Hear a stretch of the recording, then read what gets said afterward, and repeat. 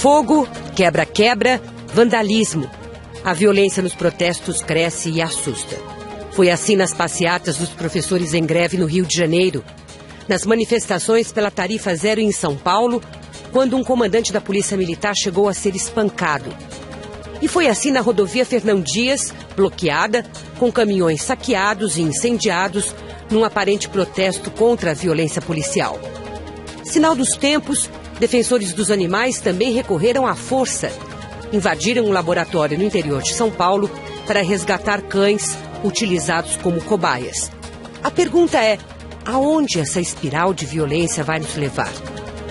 O que querem os mascarados que se infiltram nos protestos para promover distúrbios? Como contê-los? Por que os grupos organizados que convocam as manifestações não repudiam de forma mais veemente a atuação dos vândalos? O Brasil tem uma longa tradição de autoritarismo e de repressão policial. É natural a preocupação da sociedade em defender a liberdade de expressão. Mas quais são os limites? Como fazer com que sejam respeitados? Como controlar as ruas? Para o coronel Reinaldo Rossi, o comandante espancado no centro de São Paulo, o problema não são os mascarados, abre aspas. O silêncio dos bons é muito pior do que o ruído dos maus. Fecha aspas. Para falar dessa nova fase dos protestos no país, marcada pela violência e pelos confrontos, recebemos dois cientistas políticos. Marco Aurélio Nogueira, diretor do Instituto de Políticas Públicas e Relações Internacionais da Unesp, e Edson Nunes, professor da PUC de São Paulo, pesquisador do Núcleo de Pesquisas em Políticas Públicas da USP. Sejam muito bem-vindos. Obrigado. Eu gostaria de começar perguntando se vocês veem algum paralelo entre os movimentos com a tática Black Bloc nas manifestações ligadas a movimentos sociais específicos e esses últimos que a gente viu aqui em São Paulo, na periferia, em reação à violência policial. Um tem a ver com o outro, são completamente independentes. O que vocês acham? Olha, eu acho que não sei se nós podemos fazer um paralelismo muito estreito entre eles. Mas eu diria que todos esses movimentos fazem parte de um mesmo processo.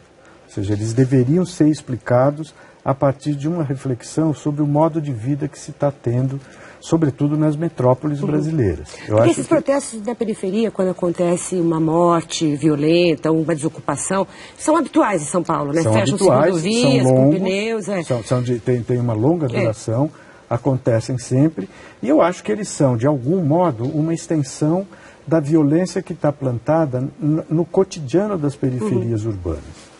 Ainda que possam existir intervenientes organizados, alguns agentes operando para que essas manifestações aconteçam, o cotidiano da periferia é um cotidiano que conduz à violência, porque ele é pautado pela violência, inclusive policial.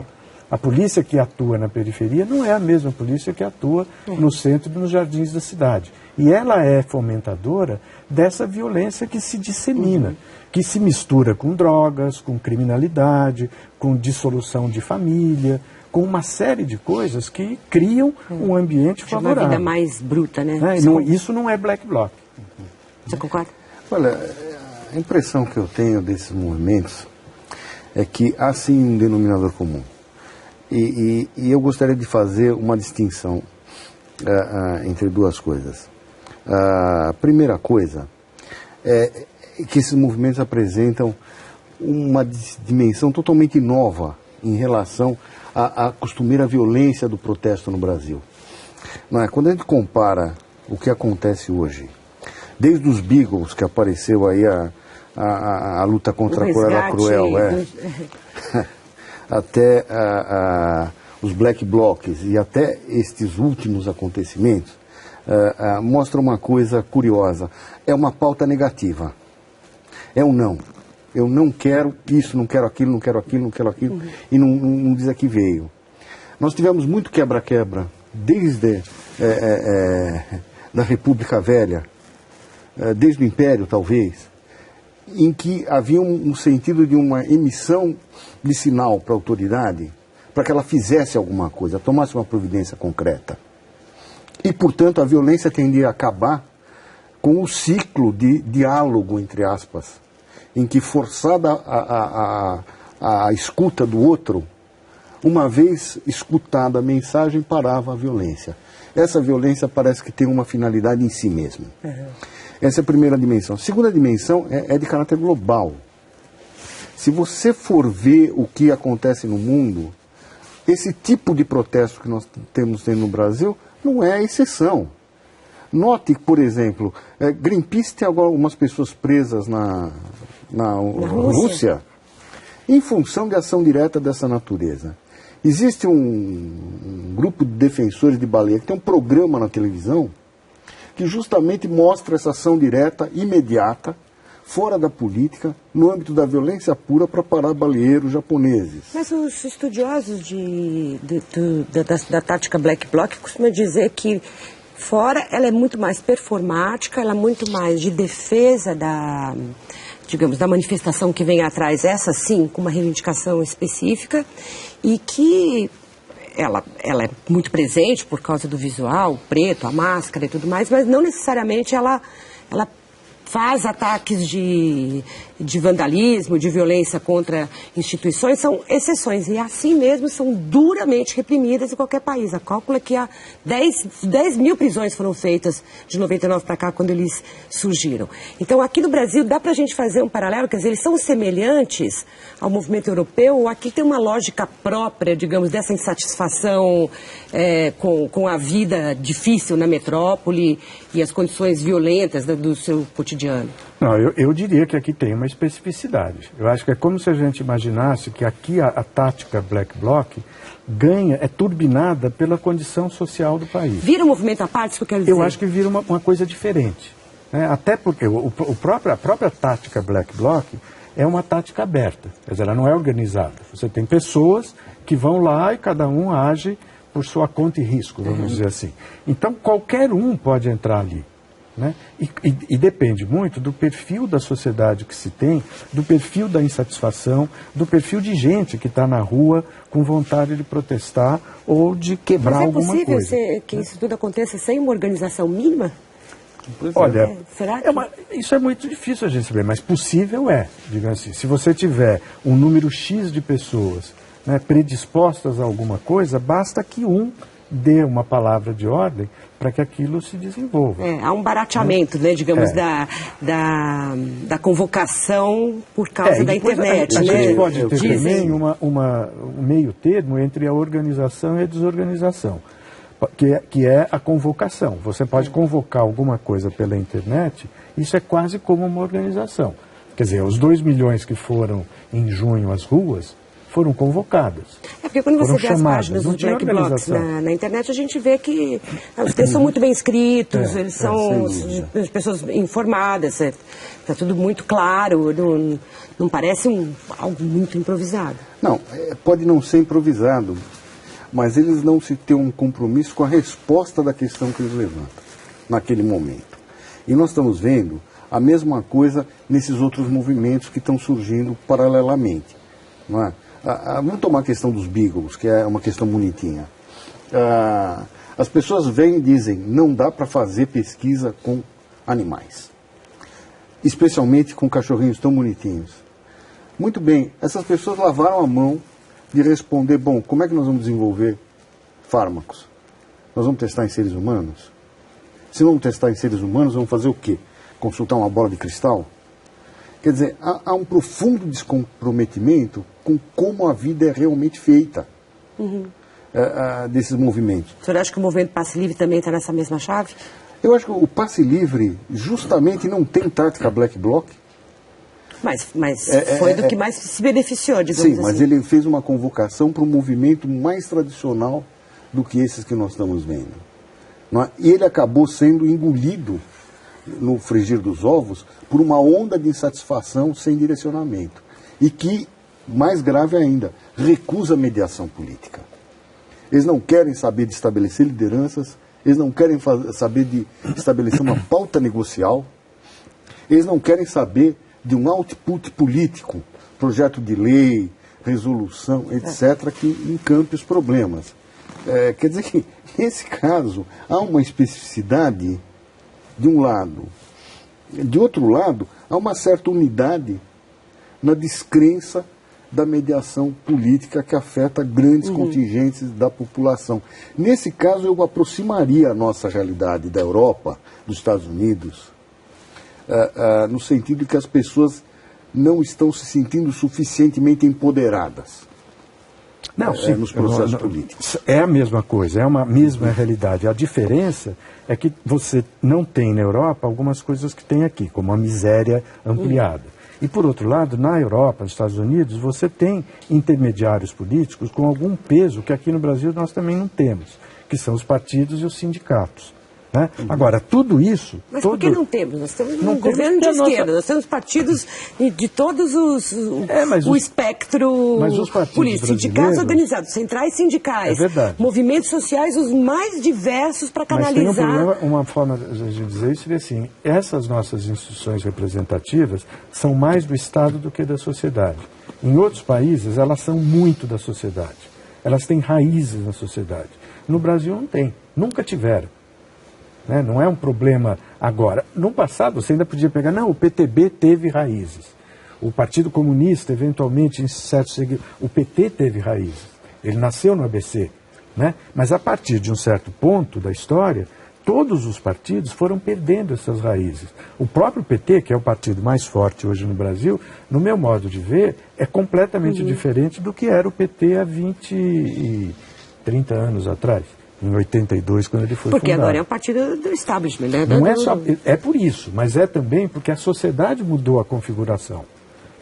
Ela se tornou um pouco menos representável por partidos políticos. E eu acho que um bom motivo para ter levado as pessoas para as ruas em junho foi esse. Vocês não nos representam. Nós queremos nos representar. E aquilo que está dado pela estrutura representativa do país não é suficiente, não está sendo adequado.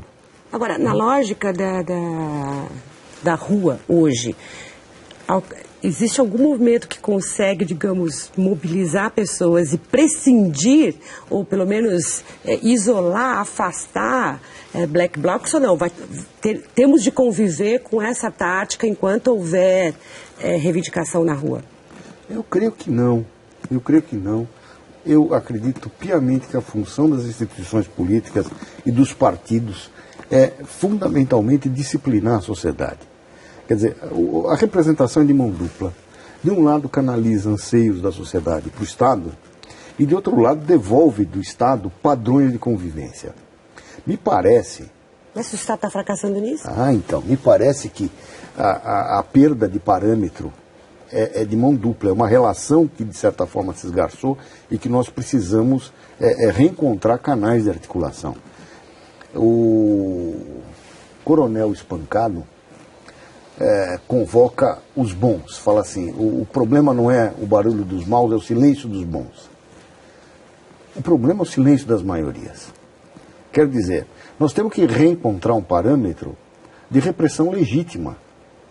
Esse é o ponto, né? Essa polícia que é desacreditada o tempo todo, até porque ela é violenta na periferia e tem comportamentos muito diferentes. Ela consegue ser respeitada, porque quando você está no exterior, num país europeu ou nos Estados Unidos, e a polícia vai agir, ela não está preocupada se amanhã a imprensa vai criticar, as redes sociais vão dizer que ela não cumpriu a função, ela vai cumprir a função dela. Com violência ou sem violência, ela vai e se a função dela é reprimir, ela reprime. É bem estabelecida. Né? Então, aqui a polícia, ela parece que não conseguiu achar o seu ponto, assim como os chefes dela, assim como os governadores de São Paulo, no Rio, também não conseguiram achar qual é o ponto. É provável até que a gente possa jogar uma hipótese assim, a polícia não conseguiu, o Estado não está funcionando adequadamente, porque, por exemplo, você não tem políticas públicas eficazes para os jovens no Brasil. Os jovens são uma parte grande de quem está na rua. Nós não temos políticas de segurança. A polícia brasileira é militarizada. Ela foi treinada para fazer a guerra, não para pacificar as ruas. Isso é um componente gravíssimo da situação brasileira que não ajuda de modo algum a que se tenha uma relação na linha disso que você chamou de repressão legítima. Não me permite, caro Marco Aurélio. Eu tenho a impressão que a gente subestima esforços continuados difíceis, realizados a duras penas para melhorar o status quo, para melhorar a situação.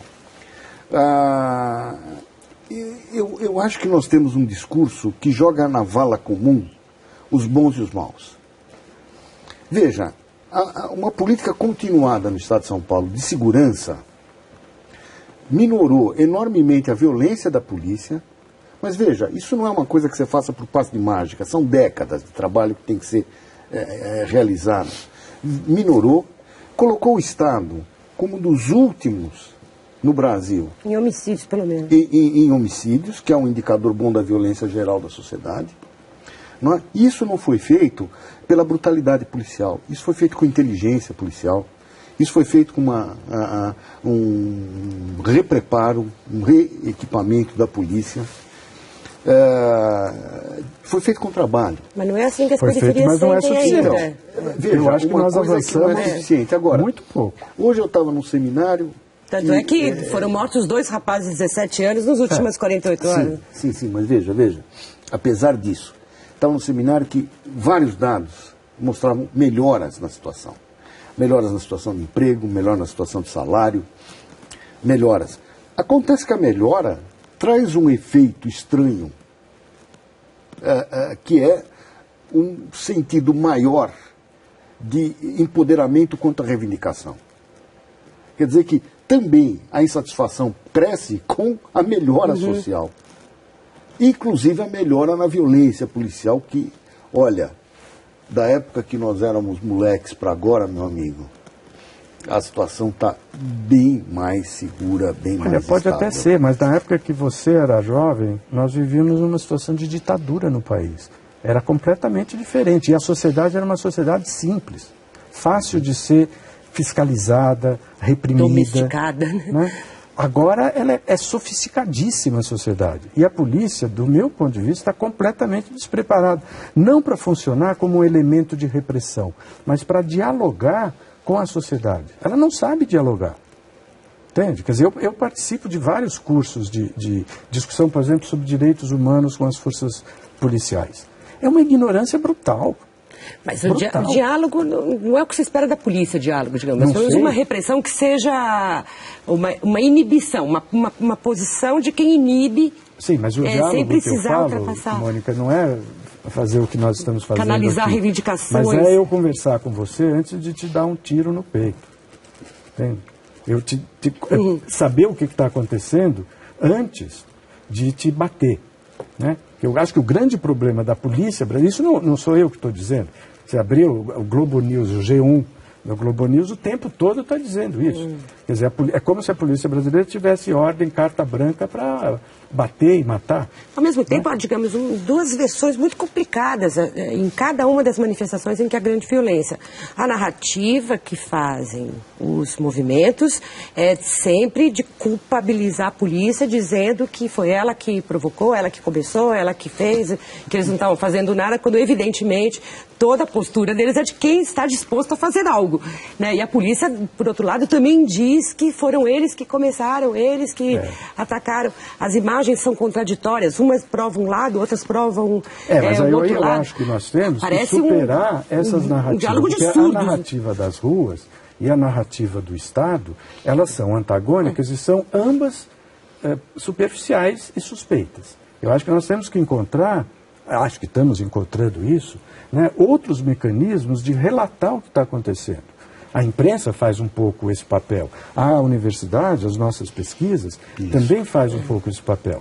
Porque a narrativa das ruas, dos manifestantes, ela sempre será de se vitimizar para se transformar em herói, né? E a da polícia, do Estado, das forças públicas, de criminalizar. Assim, de criminalizar. Agora, a sociedade paulista, pelo menos segundo o Datafolha, ela quase unanimemente rejeita, digamos, essas violências, essa forma de manifestação, embora possa até apoiar a redução da passagem, eventualmente o passe livre, ou até o aumento dos professores, como a gente viu no Rio de Janeiro, mas 95% é bastante coisa. A gente está entrando num ano eleitoral, um ano que naturalmente as reivindicações vão chegar aos movimentos.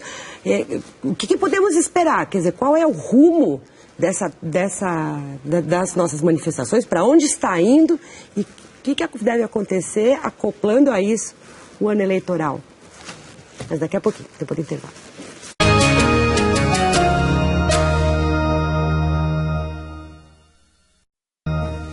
Não só as pesquisas mostram que é unânime a falta de apoio e a rejeição da população, como os partidos políticos também são unânimes. Os partidos estabelecidos rejeitam também, pelo menos no verbo, a tática Black Bloc. A gente vai para um ano eleitoral, hoje mesmo o ministro da Justiça, o secretário da Presidência, bastante preocupados, Gilberto Carvalho e o Cardoso, que algo tem que ser feito. O que vai acontecer? Quer dizer, para onde que estamos indo na medida em que cada dia parece que a radicalização está pior, não arrefece, como a gente podia imaginar um mês atrás? Eu acho que não arrefece, e até mesmo porque ela se transformou numa manifestação de massa concentrada, né, em pequenas manifestações, né, fortemente agressivas, pautadas pela violência, digamos assim, ou que descambam com muita rapidez para a violência, onde aquela pauta que foi esboçada em junho, a rigor não se mostra mais viva.